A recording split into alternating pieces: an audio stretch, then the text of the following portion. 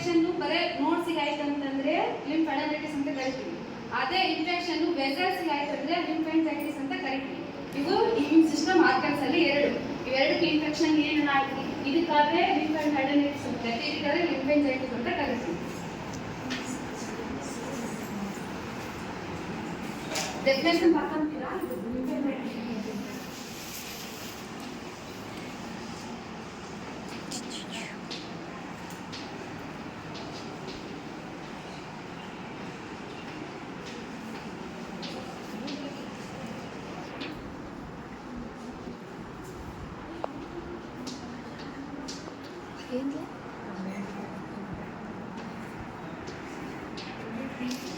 ಆಕೆ ಆನೆ ಇಟ್ಟಿಲ್ಲ.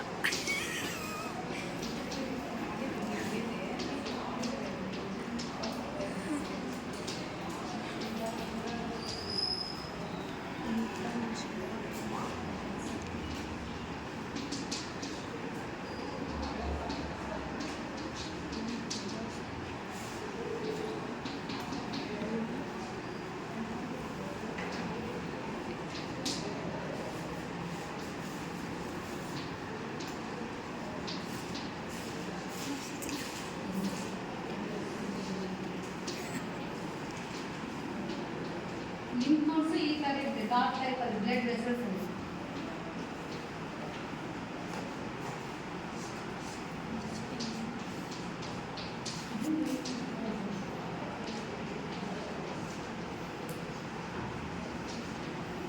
ಅರ್ಥ ಆಯ್ತಾ ಡೆಫಿನೇಷನ್?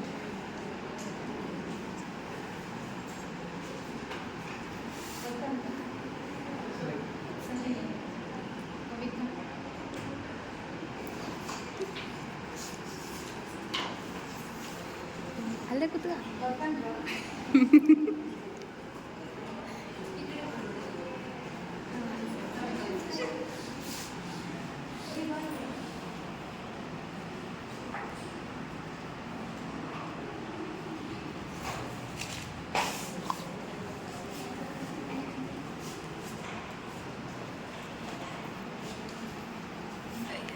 ಆಯ್ತಾ?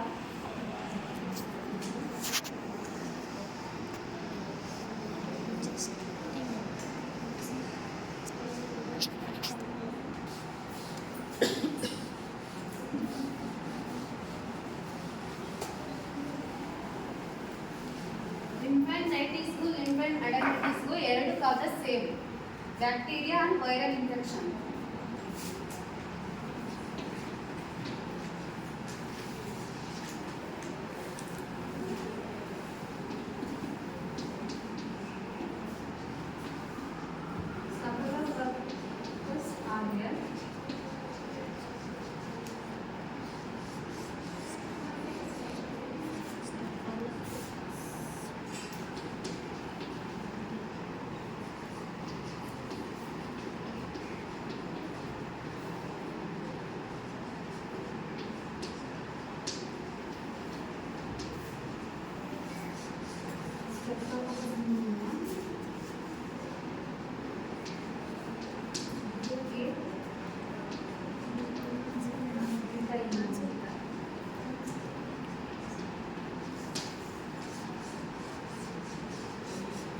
ಎರಡಕ್ಕೂ ಕಾಸಸ್ ಸೇಮ್. ಒಂದು ಕಾಣಿಸ್ತದ ಸ್ಟೆಫೋಕಾಕಸ್ ನಿಮೋನಿಯಾ, ಸ್ಟೆಫಲೋಕಾಕಸ್ ಆರಿಯರ್ ಮತ್ತೆ ಬ್ಯಾಕ್ಟೀರಿಯಾ ಅಂಡ್ ವೈರಲ್ ಇನ್ಫೆಕ್ಷನ್ ಎರಡಕ್ಕೂ ಸೇಮ್ ಕಾಸಸ್. ಬರ್ಕಲ್ವಾ?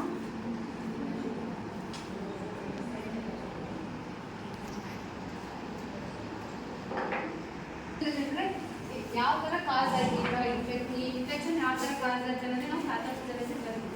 10 ಮಾರ್ಕ್ಸ್ ಕೇಳಿದ್ರೆ introduction, definition, causes, pathophysiology, sign and symptoms ಬರುತ್ತೆ. 5 ಮಾರ್ಕ್ಸ್ ಕೇಳಿದ್ರು ಅಂತಂದ್ರೆ ಒಂದೊಂದ್ಸಲ ಬರೀ sign and symptoms of lymphangitis ಅಂತ ಕೇಳ್ತಾರೆ. ಅವ್ರು ಏನು ಕೇಳ್ತಾರೆ ಡೆಫಿನೇಷನ್ ಬರೆದು, ಏನು ಕೇಳ್ತಾರೆ ಸೈನ್ ಅಂಡ್ ಸಿಂಪ್ಟಮ್ಸ್ ಬರೆದು ಒಂದೊಂದೇ ಬ್ರೀಫ್ ಇಂಟ್ರೊಡಕ್ಷನ್ ಎಕ್ಸ್ಪ್ಲೈನ್ ಮಾಡಿದ್ರೆ ಚೆನ್ನಾಗಿ ಮಾರ್ಕ್ಸ್ ಬರುತ್ತೆ. ಪ್ಯಾಥೋಫಿಸಿಯಾಲಜಿ ಲಿಂಫೆಂಜೈಟಿಸ್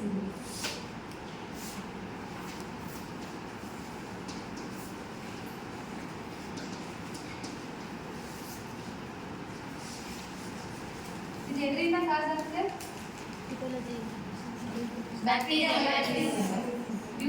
ಅದು ಬ್ಯಾಕ್ಟೀರಿಯಾದಿಂದ ಆಗಿರ್ಬೋದು ಅಥವಾ ವೈರಸ್ನಿಂದ ಆಗಿರ್ಬೋದು. ಡ್ಯೂಟಿಟೊಲಾಜಿಕಲ್ ಫ್ಯಾಕ್ಟರ್ ಏನು ಫಸ್ಟ್ ಪ್ಯಾಥೋಫಿಸಿಲಿಸ್ ಬರಬೇಕಾದ್ರೆ ಡ್ಯೂಟಿಟೊಲಾಜಿಕಲ್ ಫ್ಯಾಕ್ಟರ್ ಅಂತ ಬರಬೇಕು.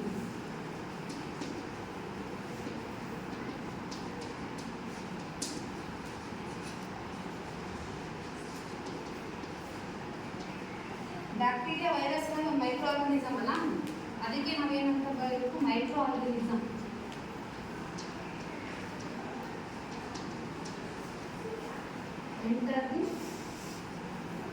ಲಿಂಫೈಟಿಸ್ ಅಂದ್ರೆ ಎದಕ್ಕೆ ಇನ್ಫೆಕ್ಷನ್ ಆಗುತ್ತೆ?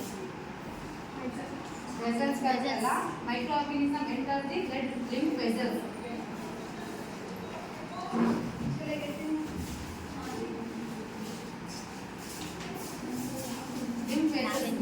Microorganism enter the lymph vessels. Due to ecological factor, microorganism enter the lymph vessels.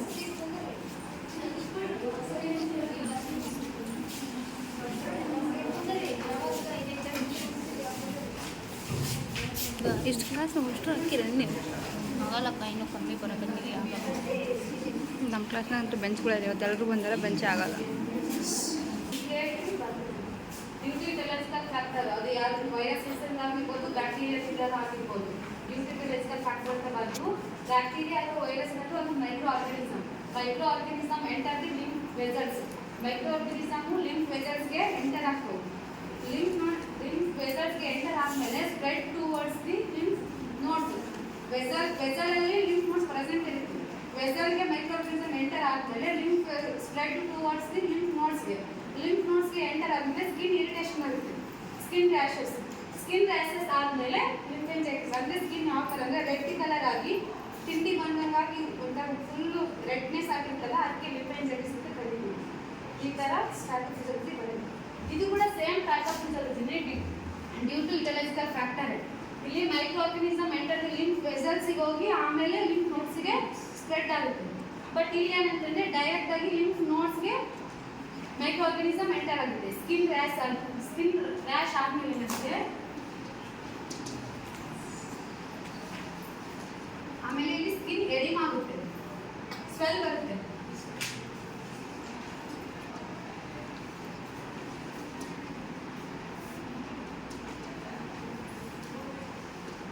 ಇದು ಲಿಂಫೈಟಿಸ್. ಅರ್ಥ ಆಯ್ತಾ? ಪ್ಯಾಥೋಫಿಸಿಯಾಲಜಿ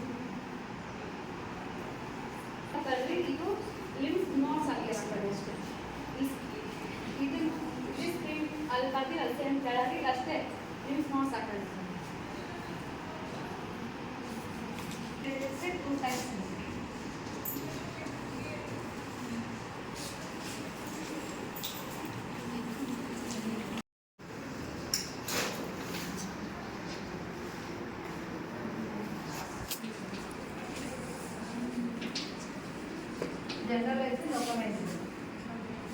ಜನರಲೈಸ್ಡ್ ಅಂತಂದ್ರೆ ಇನ್ಫೆಕ್ಷನ್ ಅಕರ್ಸ್ 1 or 2 ನೋಡ್ಸ್. ಇದೇನು ನೋಡ್ಸ್ ಇರುತ್ತಲ್ಲ, ಇನ್ಫೆಕ್ಷನ್ ಏನಂತಂದ್ರೆ 1 or 2 ನೋಡ್ಸ್ಗೆ ಅಷ್ಟೇ ಇನ್ಫೆಕ್ಷನ್ ಆಗಿರುತ್ತೆ. ಅದನ್ನ ನಾವು ಜನರಲೈಸ್ಡ್ ಅಂತ ಕರಿತೀವಿ. 2 or more ನೋಡ್ಸ್ಗೆ ಇನ್ಫೆಕ್ಷನ್ ಆಯ್ತು ಅಂದ್ರೆ ಅದನ್ನ ಲೋಕಲೈಸ್ಡ್ ಅಂತ ಕರಿತೀವಿ. ಒಂದು ಅಥವಾ ಎರಡಕ್ಕಷ್ಟೇ ಆಯಿತು ಇನ್ಫೆಕ್ಷನ್ ಲಿಂಫ್ ನೋಡ್ಸ್ ಅಲ್ಲಿ ಇರ್ತದೆ, ಅದು ಜನರಲೈಸ್ಡ್. 2ಗಿಂತ ಜಾಸ್ತಿ 2 or more ಆಯ್ತು ಅಂದರೆ ಅದು localised.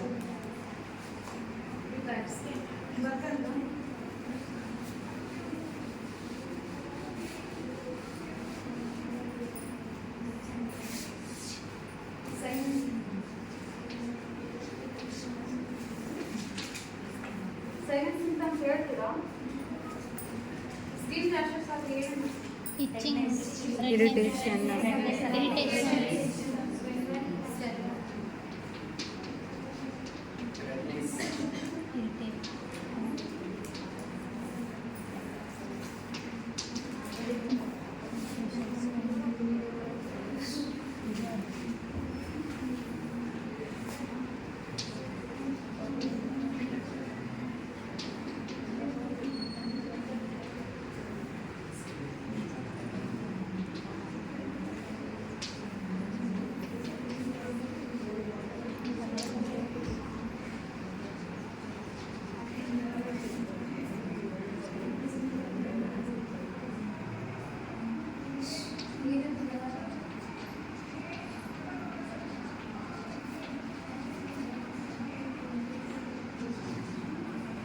Same sign and symptoms, ಇಲ್ಲಿ ಸ್ಕಿನ್ ಎಡಿಮ್ ಆಗುತ್ತೆ, ಒಂದು ಡಿಫ್ರೆನ್ಸ್.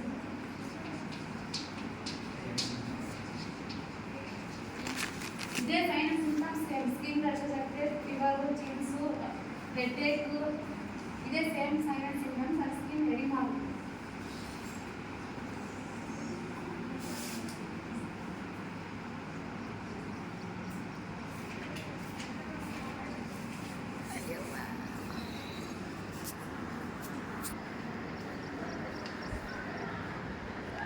ಅದಂದ್ರೆ ಇದು ಲಿಂಫೈಟಿಸ್. ಕಾಣಿಸುತ್ತಾ? ಕಾಣಿಸುತ್ತೆ ಈಗ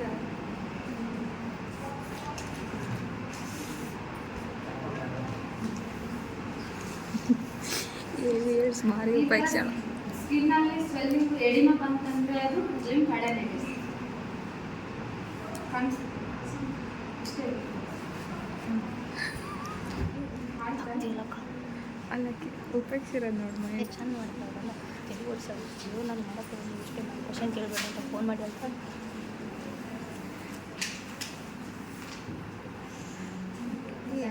ದೌರಾಣಿ ನಿಂದು ಮಾಡಲಿಲ್ಲಲ್ಲ ವೀಡಿಯೋ ಮಾಡೈತೆ ತೇಜ್ ಮಾಡೋಣ. ಡಯಾಗ್ನೋಸ್ಟಿಕ್ ಫಸ್ಟ್ ನಾವು ಏನು ಮಾಡ್ಬೋದು? Physical exam, history collection class ಕೇಳೋಣ. ಕ್ವಶನ್ ಕೇಳ್ಬೇಕಾಗ್ತದೆ. ಹಿಸ್ಟ್ರಿ ಕಲೆಕ್ಷನಲ್ಲಿ ಪೇಷಂಟ್ಗೆ ಯಾವಾಗ ಮುಂದೆ ಸ್ಕಿನ್ ಇರಿಟೇಷನ್ ಸ್ಟಾರ್ಟ್ ಆಯಿತು, ಮುಂಚೆ ಏನಾದರೂ ಮೊದಲೇ ಆಗಿತ್ತಾ, ಆ ಥರ ಅದರಲ್ಲಿ ಹಿಸ್ಟ್ರಿ ಕಲೆಕ್ಟ್ ಮಾಡ್ಬೋದು ಪೇಷಂಟ್. ಆಮೇಲೆ ಫಿಸಿಕಲ್ ಎಕ್ಸಾಮಿನೇಷನ್,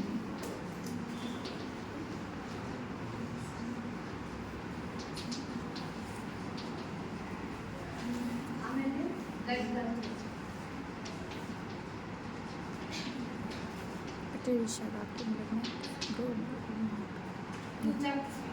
ಇಲ್ಲಿ to check the infection present in the blood. ಇನ್ಫೆಕ್ಷನ್ನು ಬ್ಲಡ್ಡಲ್ಲಿ ಇದೆಯಾ ಅಂತ ಬ್ಲಡ್ ಕಲ್ಚರ್ ಮಾಡಬೇಕು. ಬ್ಲಡ್ ಕಲ್ಚರಲ್ಲಿ ಗೊತ್ತಾಗುತ್ತೆ ಇನ್ಫೆಕ್ಷನ್ ಬ್ಲಡ್ಡಲ್ಲಿ ಇದೆಯಾ ಅಂತ. ಆಮೇಲೆ ಸಿ ಬಿ ಸಿ ಎರಡಕ್ಕೂ ಸೇಮ್ ಡಯಾಗ್ನೋಸಿಸ್.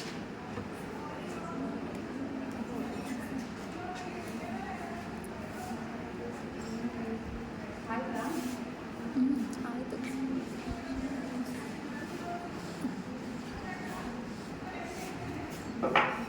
ಆಮೇಲೆ ಮ್ಯಾನೇಜ್ಮೆಂಟ್. ಎಲ್ಲದಕ್ಕೂ ಬಾಕ್ಸ್ ಹಾಕ್ತಾರೆ.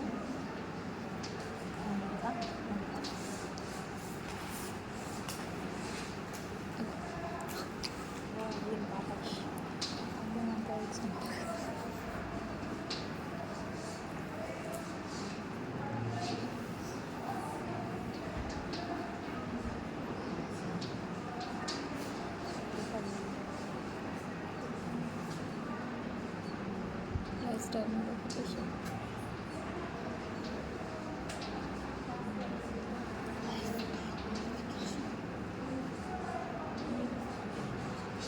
ಮ್ಯಾನೇಜ್ಮೆಂಟಲ್ಲಿ medical management, nursing management, lifestyle modification. Medical ಮ್ಯಾನೇಜ್ಮೆಂಟಲ್ಲಿ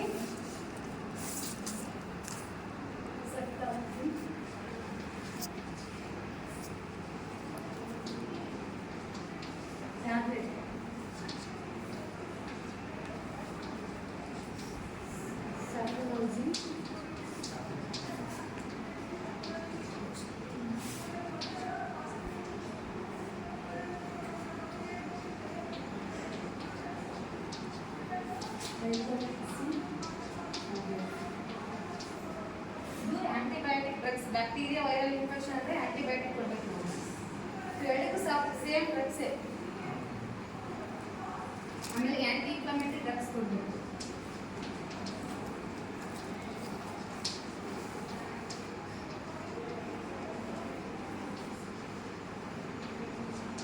pain ಇರುತ್ತಲ್ಲ ಎನರ್ಜಿಸ್.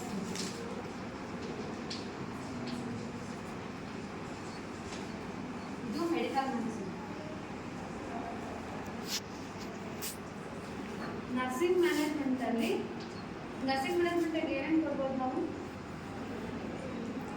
ಕಂಫರ್ಟಬಲ್ ಪೊಲ್ಯೂಷನ್, ಪೇಷಂಟ್ಗೆ ಏನೇನು ಮ್ಯಾನೇಜ್ಮೆಂಟ್ ವಾಟರ್ ಸೆನ್ಸ್ ಅದೇ to provide comfortable bed and ಪೊಸಿಷನ್ನು, every hour check the vital signs, ಆಮೇಲೆ right dose, right time, right to right patient according to doctor prescription to provide medication, ಅದನ್ನು nursing management.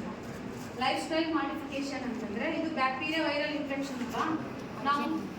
ನಾವು ಹೆಂಗೆ lifestyle modification ಮಾಡ್ಬೋದಂದರೆ personal ಹೈಜೀನ್ನ maintain ಮಾಡಬೇಕು. Personal hygiene, oral hygiene, ಅವೆಲ್ಲಿ glove and mask, ಇದೇ lifestyle modification.